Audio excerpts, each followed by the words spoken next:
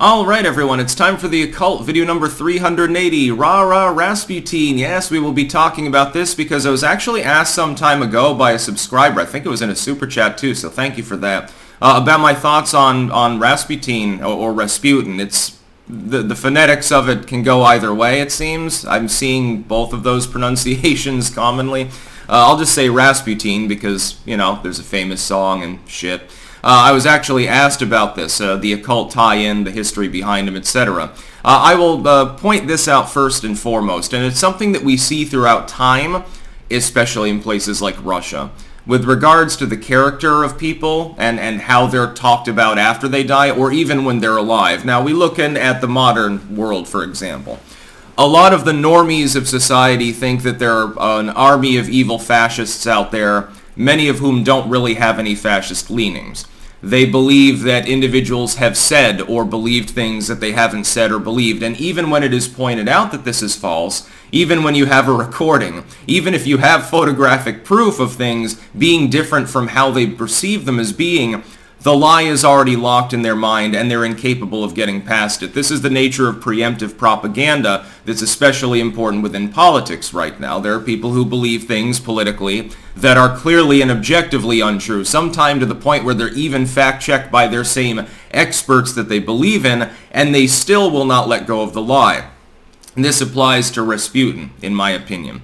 This individual was a hyper-religious monk-like character with hedonistic qualities. He probably had some understanding of magic, etc. But much of the material about him appears to have been effectively penned by people who didn't like his influence over the Tsar and the royal family, specifically the Empress of Russia at the time, who was thankful towards him for curing hemophilia in one of her children.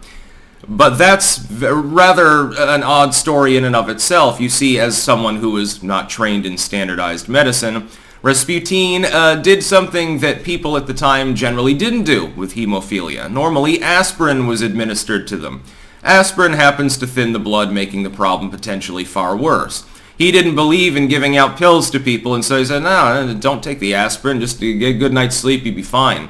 And of course, over time, that was borne out and was the case. And so he was heaped with praise and so forth, and the underpinning of this historically is that at the time you're starting to get various subversive movements who are not very happy with the Tsar. Even those that still support the concept of a Tsar, they don't really want that particular guy in charge now, do they? And so when you have someone who has become sort of a quasi-royal figure, a member of the court, he's kind of spooky, he looks rather gaunt, he's a tall man, he dresses as a monk, he looks like a sorcerer or a wizard or something. All of a sudden the printing presses start getting revved up in all of those subversives' basements now, don't they? And so he's cast off as being perverted, and he's cast off as being interested in black magic and things like that. Now, of course, that would be a perfect way to go among a population in which Orthodox Christianity is quite common. Well, no, he's not a monk. No, they're entertaining a fake monk there who's actually doing, like, devilly things. He's spending time alone with the Tsar's children, his daughters, and we find this creepy. There's an insinuation of sexualization of children there as well.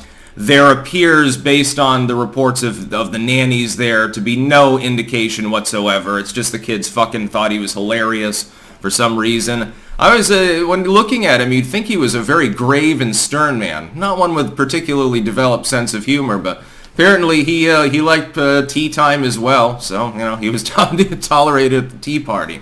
Now, there were several failed assassination attempts of him. They did try to stab him to death at one point. That didn't work, although he was on death's bed for a while. There was an attempted poisoning. The story about him reaching for a poisoned loaf of bread and a crow flying in through the window as he says grace and then flying off with it again, it appears to be apocryphal. It could be a form of counter-propaganda in some of these cases. Basically, he's getting cast off as the evil, scary sorcerer dude who's subverting, you know, the Russian system, the Russian Empire, by controlling the Tsars with black magic or something. And so somebody who says, well, I have no problem with this dude, and, you know, there's all these subversives out there that are trying to start shit, I've got a good story for them. Rasputin is such a holy man that even God's crow saved him from poison or something like that. Or was it a dove? I think it was a crow. I don't think people would have believed the dove flying in the window and grabbing the bread. Crows, they can be rather bold creatures now, can't they? And they also tie in more with spookiness, so it makes sense. In the end, he did actually die. There are multiple different conspiracy theories about him not actually having been killed. Like when they dragged him out from under the ice, his lungs were full of water. He was still alive when he was down there after being shot in the head. That appears not to actually be the case. And there actually was a body. It's just that at the time, again, because of uproar and struggle going on, a lot of times bodies got lost. A lot of the famous bodies throughout history, we don't even know where they are.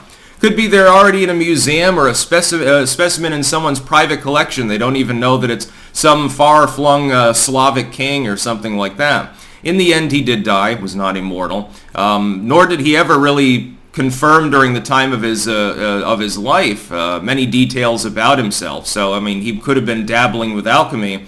We wouldn't necessarily even know that, but some of the stories about him seem more salacious than anything.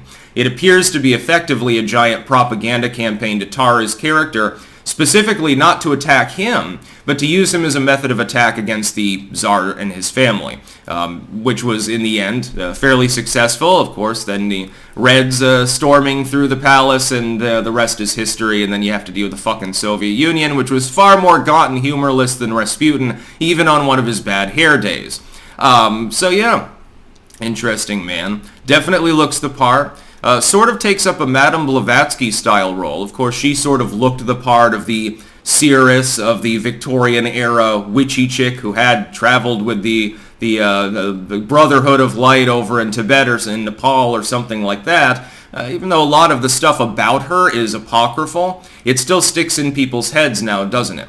A lot of the stories about people like that, in the end, they're not necessarily true. It gets lost to the sands of time. We're not sure exactly what is or is not the case. With Rasputin, we do have some details, though. We do know that he did successfully treat hemophilia several times, mainly by not trying to treat it with something that would exacerbate the condition.